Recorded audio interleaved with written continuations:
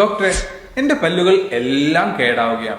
Calcium deficiency ആണെന്ന് തോന്നുന്നു. ആണോ? ഹായ് എവരിവൺ, ഞാൻ doctor അക്സ്.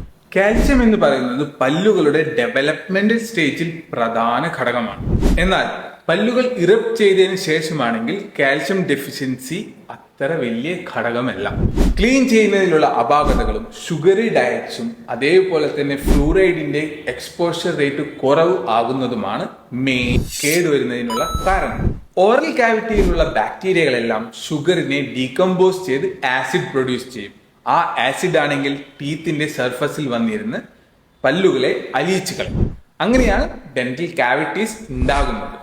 So calcium is important for your overall health. പക്ഷേ റിമെമ്പർ, രണ്ടു നേരം ശരിയായ രീതിയിൽ ബ്രഷ് ചെയ്യാനും ഷുഗറി ഇൻടേക്ക് കൺട്രോൾ ചെയ്യുവാനും അതേപോലെ തന്നെ നിങ്ങളുടെ ഡെന്റിസ്റ്റുമായുള്ള ചെക്കപ്പ് മറക്കാതെ ഫോളോ അപ്പ് ചെയ്യേണ്ടതുമാണ്. Stay inform, stay healthy and keep smiling. ഇതുപോലത്തെ ഇൻഫോർമേറ്റീവ് വീഡിയോസിനായി ഞങ്ങളുടെ ചാനൽ ഫോളോ ചെയ്യൂ. ഇഷ്ടപ്പെട്ടുവെങ്കിൽ ലൈക്ക് ചെയ്യാനും ഷെയർ ചെയ്യാനും മറക്കല്ലേ.